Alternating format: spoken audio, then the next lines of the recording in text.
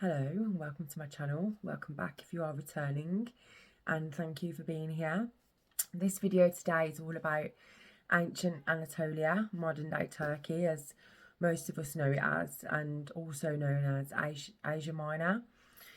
So after researching Anatolia, right, I've realised I can't just put this all into one video. The history is so complex, and you know, it, the more that I find out, the more another rabbit hole that I go. So you can understand with the Sumerians and the Akkadians and stuff like that, it's literally like jumping through thousands and thousands of years.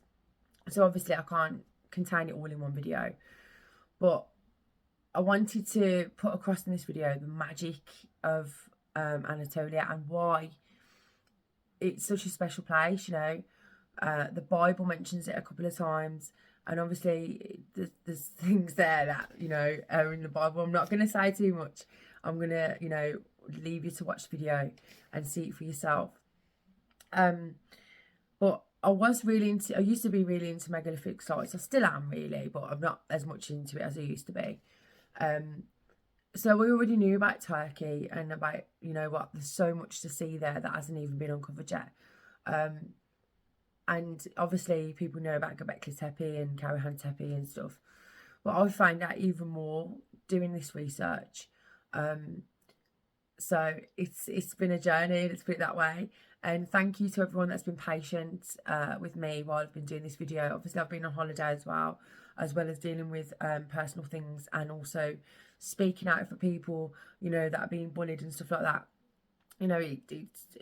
It holds a special place in my heart, because if we can't speak out for people, when they're being attacked and defenseless people and stuff like that, like, what are you doing? Do you know what I mean?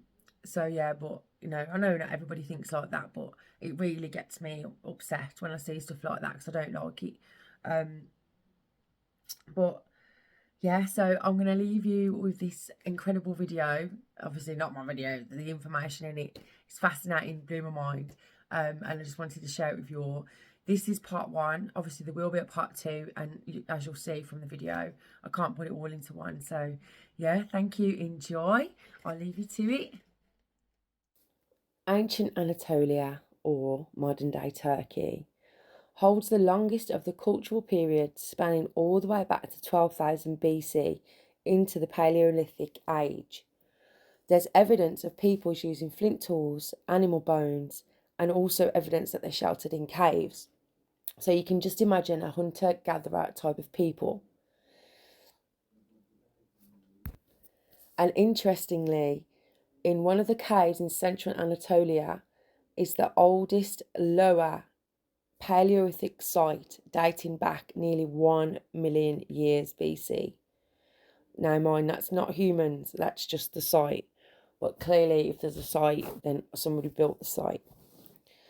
So from the Paleolithic, we go through to the Neolithic and the Chalcolithic. And this is where the first fortified settlements were actually built in Anatolia. From about the 9th millennium BC, food production developed in southeastern Anatolia, and this area was heavily exposed to the cultural stimuli from Mesopotamia. And traces of the Sumerian expansion have been found along the Euphrates, dating to 3600 to 4000 BC. And the peoples were polytheistic as far as beliefs. So this means that they believed in several gods. This could be many, this could be thousands, but basically there wasn't a belief of one god above all. Next we have the Bronze Age, which is 3300 to 1200 BC. And this brings the first flowering of civilization, and independent city-states, palaces and temples were the centre of fortified towns. So, who were the people? Well, at this time, Anatolia, Eastern Anatolia, was drawn into the cultural sphere of the Transcaucasian culture. And we know this to be true because of the handmade, highly polished red and black pottery And from the middle of the 3rd millennium BC, a constant trickle of pastoral groups from the steppes of the north of the Black Sea entered into Anatolia, and this forming a new kind of elite. Now we know this because of the tombs that have been found containing exquisite bronze and gold artifacts which show the cultural connection with Eurasia and Iran. Now, I find this absolutely mind-blowing because if you know your Bible, obviously in the Old Testament, Abraham was born around about 2000 BC. So about 1900, 2000, around that year. So that would be the time of the Bronze Age, right? Now, in Anatolia, the birthplace of Abraham is actually recorded, and it is in, I can't say this word, right? You are of the Chaldeans. Now, many scholars and religious traditions identify Urfa as the possible location of the ancient city of Ur, right? Now, there's also the Cave of Abraham, and this is located at a sacred site in San Liurfa. And this is believed by locals to be the birthplace of Abraham, okay? It's also associated with the event where Nimrod threw Abraham into the fire. And I'm sure that's because he opposed his monotheism beliefs. Now, the cave is part of a complex that includes a mosque and a pool, and pilgrims and visitors often come to this site for religious and obviously historical reasons. There's also the Pools of Abraham, which is another significant site in San Liurfa, and they're also known as a Bakliga. And legend is that Nimrod ordered Abraham to be cast into the fire, and instead of burning, the fire turned into water and the logs into fish. So the sacred carp in the pools are considered holy, and visitors often feed them. Now, San Liurfa obviously is in Turkey. Well, obviously back then it was Anatolia. San Liurfa is a little city nestled in southeast Turkey, and it's actually renowned for its rich Anatolian heritage. They've got a historical centre there, and basically they often refer to it as just Urfa, and it holds a special place in the hearts of those exploring Turkey's cultural treasures. And I think this is because obviously it goes all the way back, it's related to Abraham and stuff like that. So it is a UNESCO World Heritage Site, and it's in Haran. So that's the place where it's at. And, you know, they have food and everything there. They've got like lively bazaars, you know. So to be honest, if when I go to Turkey, this is definitely going to be number one on my list to visit. Also, around this time, it's interesting because the flood, according to historians and researchers and stuff, it's around 2340 BC, around estimated. So that would be smack bang in the middle of this time period. And, you know, there is evidence. Now, I'm not saying, I don't know where I stand on this yet. I need to look into it fully. I don't like taking people's accounts. I like to look into it myself, and see all the, you know, look for it all myself, basically. So then I know nothing's being corrupted or I'm being given a false story. But, you know, apparently Noah's Ark is in Turkey, you know, so, and I'll just read you that now. I'm not even going to try and say the Turkish name for it, but it's in the mountains of Ararat, obviously in Genesis.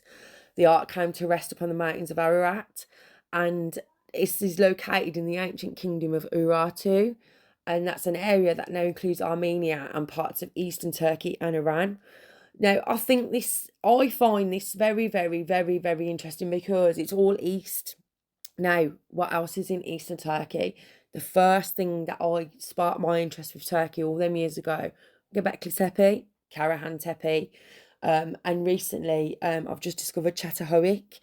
Now, these places, they're not like anywhere else on earth, and I find it interesting that you've got all this lining up with God's word, you know, and if you know how people populated Turkey in the first place with Anatolia, then you know you'll know that after the flood, a new chapter begins in biblical history, because obviously it's the generations of Shem, Ham, and Japheth, which obviously are the sons of Noah. So, they leave the ark at Mount Ararat and begin to migrate. Now, from historical events, we know that the descendants of Japheth moved northward and settled in regions across Eurasia, around the Black and Caspian Seas, which is modern-day Turkey, into Spain. They inhabited the Aegean region and Anatolia, or Asia Minor, which again is Turkey.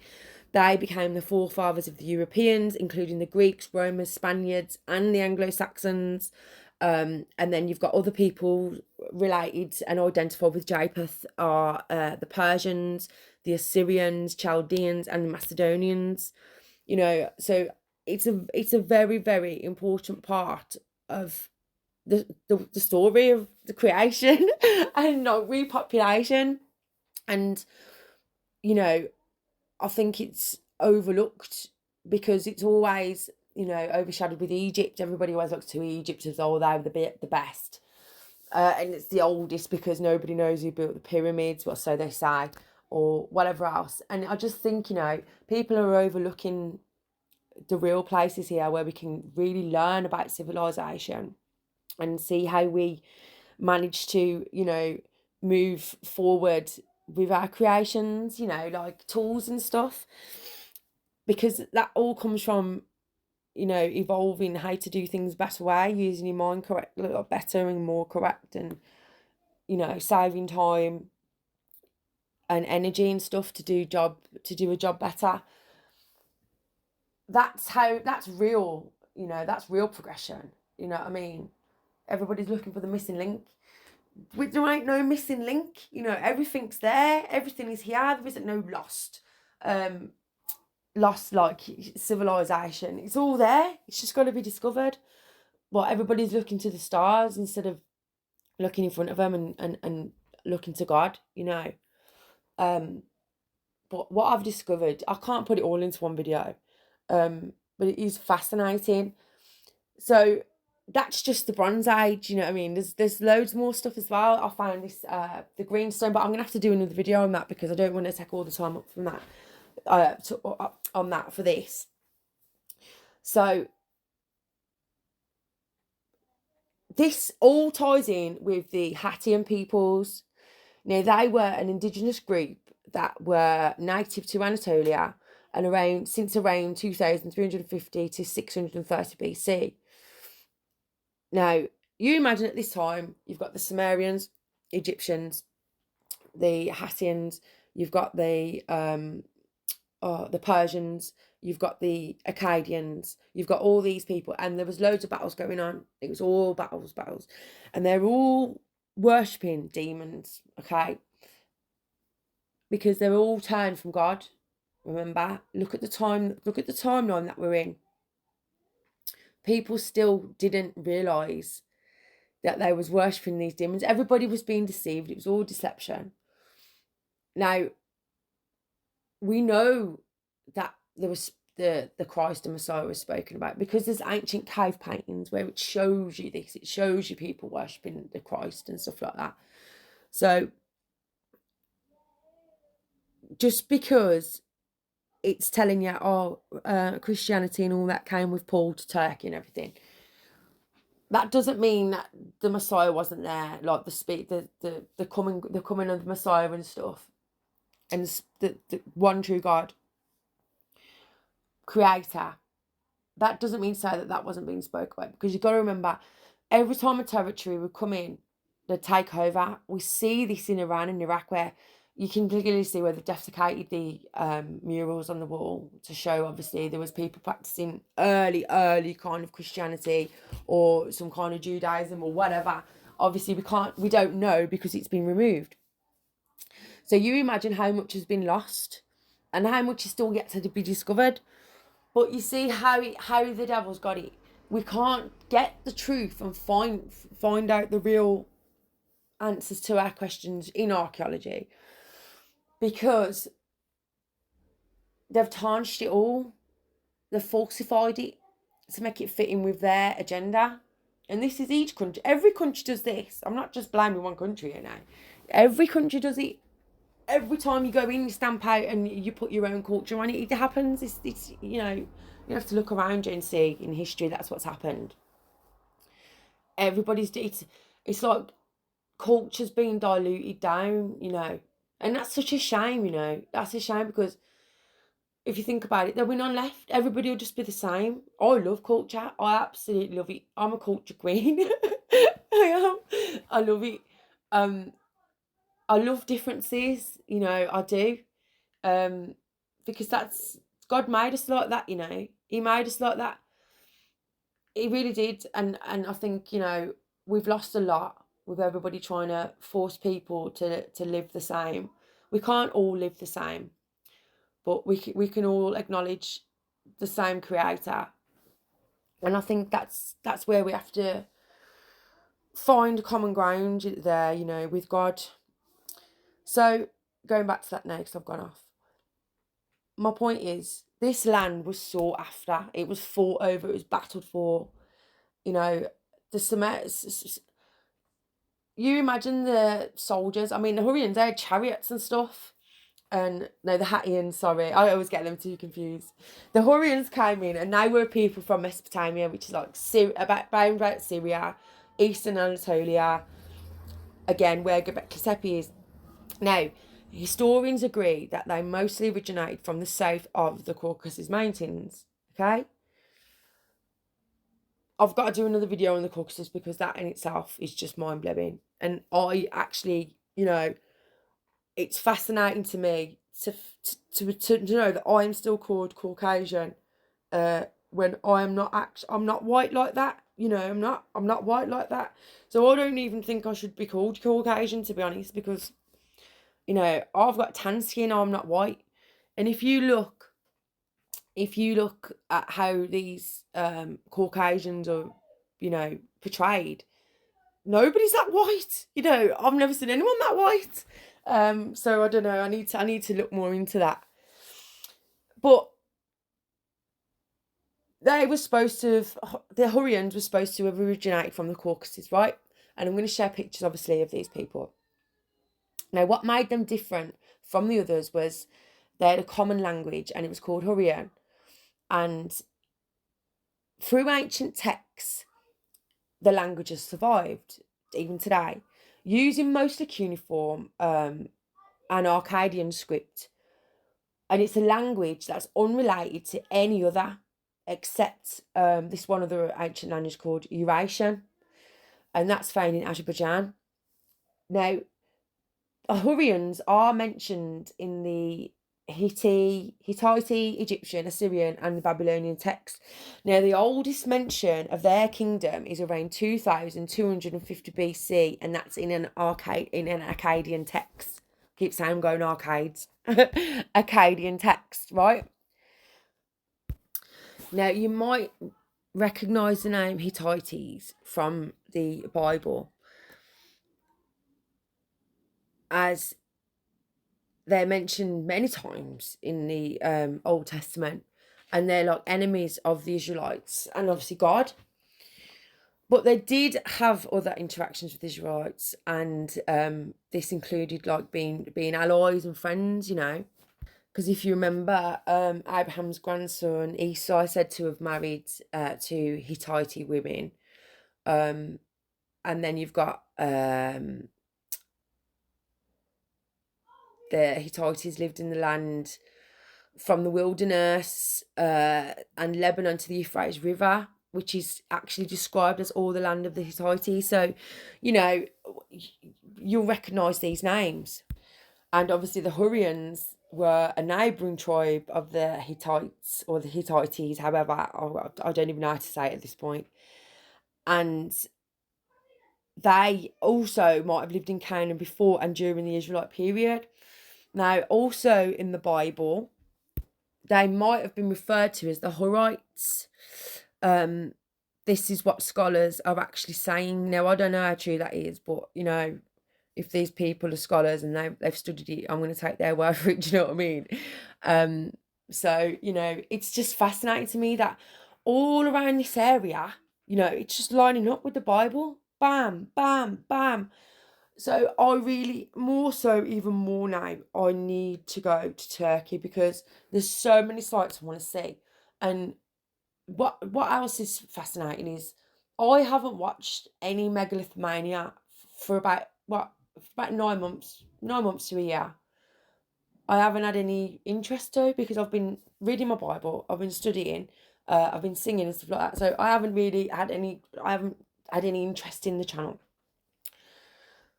Now, when I was researching Turkey and whatnot, they've done a video on Noah's Ark, which to me, yeah, it swept me away because I was like, wow, 1 minute you're trying to say everything's like all they worship to all this and that, and there you're going to talk about God.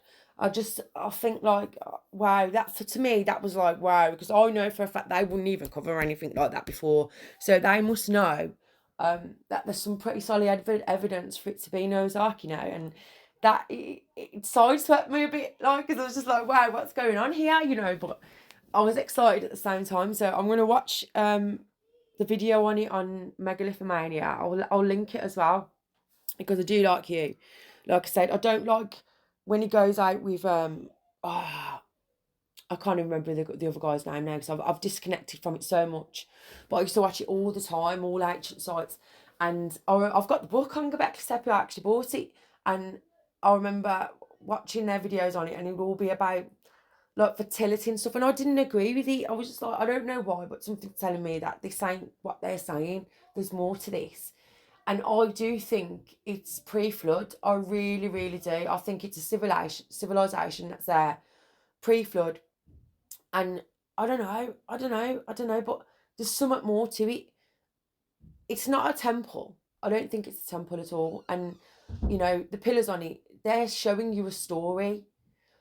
Whether it was a story of something that happened pre-flood or after the flood, I don't know, because obviously I haven't been out there and tested it myself, so I don't know. But from what I can see, it's telling you a story. This wasn't done for decoration. It's, you know, some of the carvings, you just think this is showing you man and beast. So why would it be showing you this? You know, and if you take a look at all the gods that was being worshipped at the time before the flood, then you can clearly see what kind of state the world was in. So it would make sense to me anyway. I can't prove it, you know. I would love for somebody to prove it. I really would. Now, another beautiful, beautiful looking place is Cappadocia. And as I said before, Neolithic pottery and tools have been found in Cappadocia, and they attest to the earliest human presence in that region. Now, excavations at the modern town of Tepe have uncovered the remains of the Hittite or the Hittite Assyrian city of Kanesh, dating from the 3rd millennium BC. Now, there's been tens of thousands of clay tablets recovered from the remains of the Assyrian merchant colony at Kanesh, and they are among the oldest written documents discovered in Turkey. Now, the earliest appearance of the name Cappadocia dates from the 6th century BC, and that's when Cappadocia's feudal nobility was dominated by a Persian satrapy, and Zoroastrian temple cults were widespread at the time. Because of its rugged terrain and modest agricultural output, the area remained underdeveloped in antiquity, with only a few significant cities. Now, Alexander the Great bypassed Cappadocia, but he actually sent troops under his general Perdiccas in 322 BC.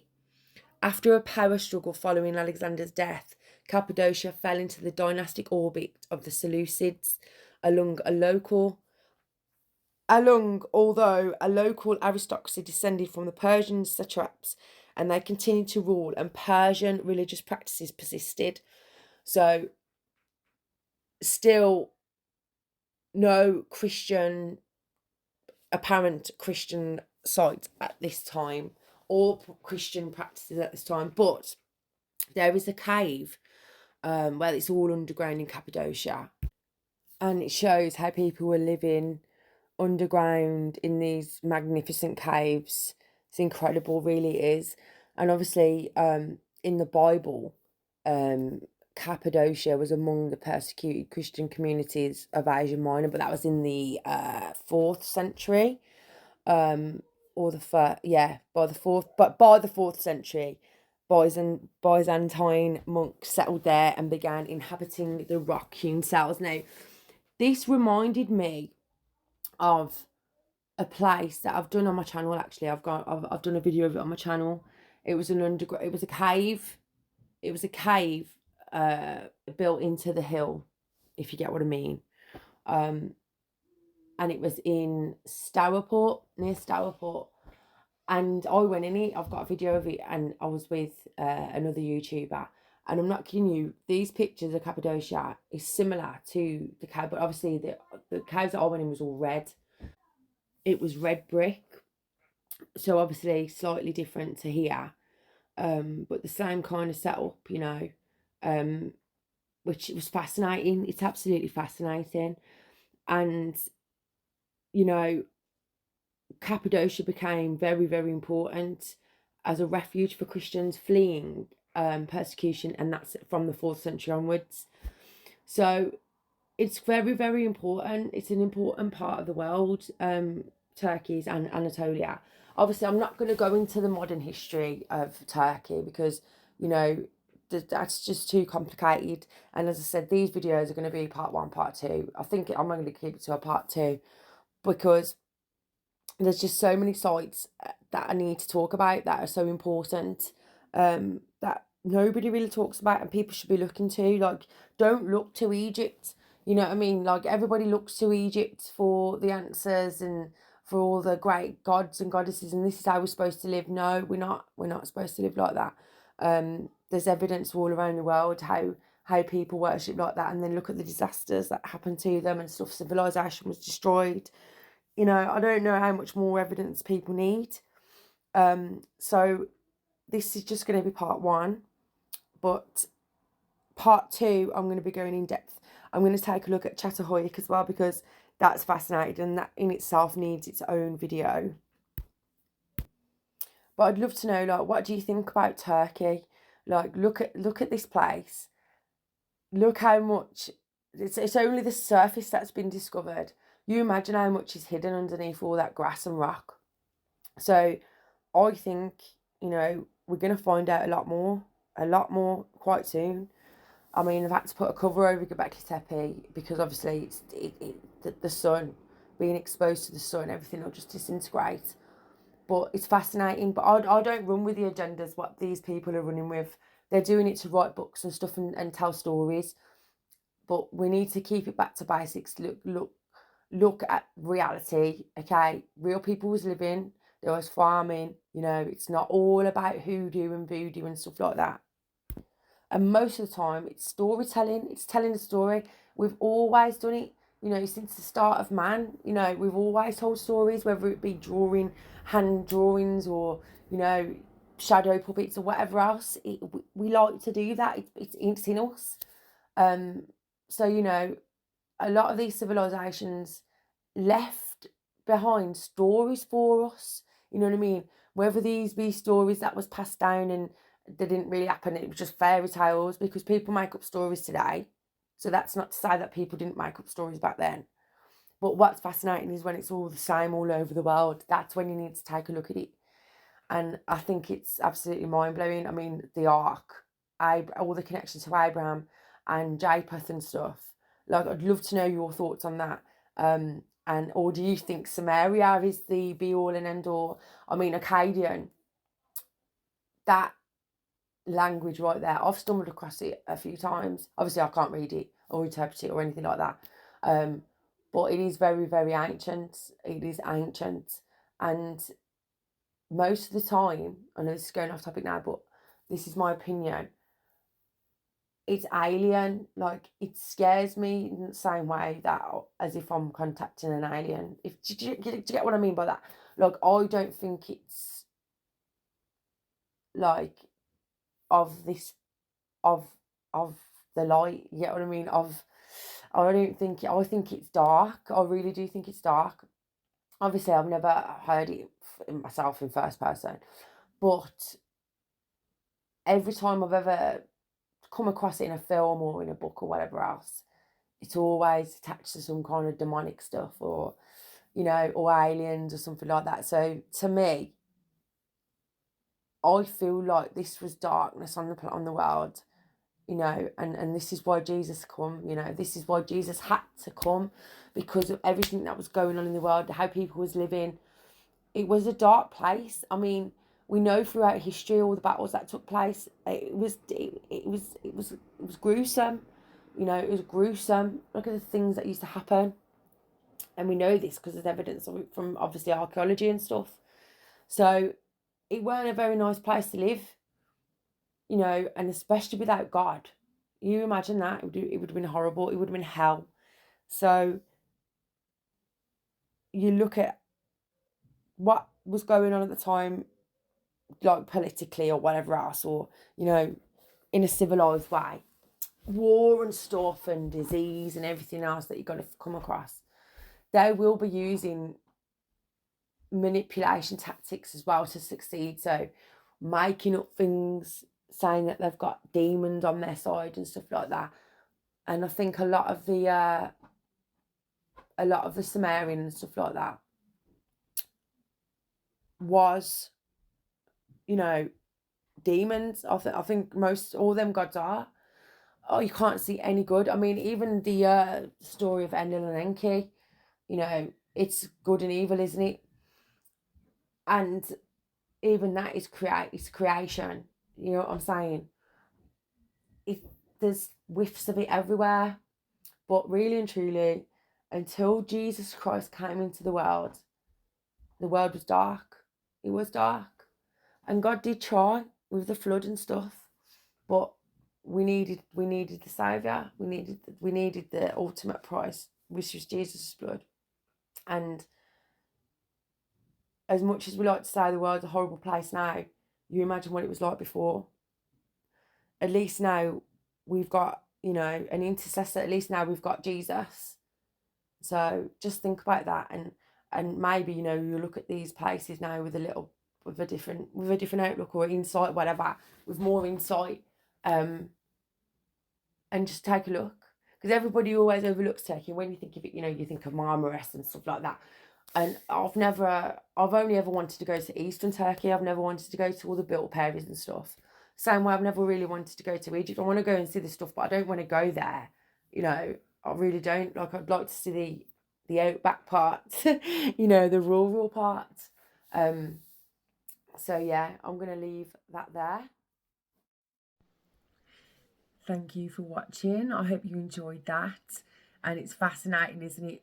So in my opinion, Turkey, Anatolia holds a lot of answers to all this lost civilization and stuff. I don't think it's lost, it's just not been discovered yet, rediscovered yet. And I think in time, maybe not in our time, but in the future's time, the secrets will be uncovered. And it's exciting, because Noah's Ark and, Abraham's birth and stuff like that. It's incredible. And the more that I find out, the more incredible it is. So I encourage everybody to, go from here and do your own research and, put it in the comments. Let me know what you find and what you think and stuff like that. I'd look forward to having a conversation about it. So yeah, thank you for watching this video. Look out for part 2, which is obviously going to be more in depth about the sites and showing the finds and stuff like that. And I'm going to do Çatalhöyük as well. So thank you very much. I'm going to leave it there. God bless you all. Take care.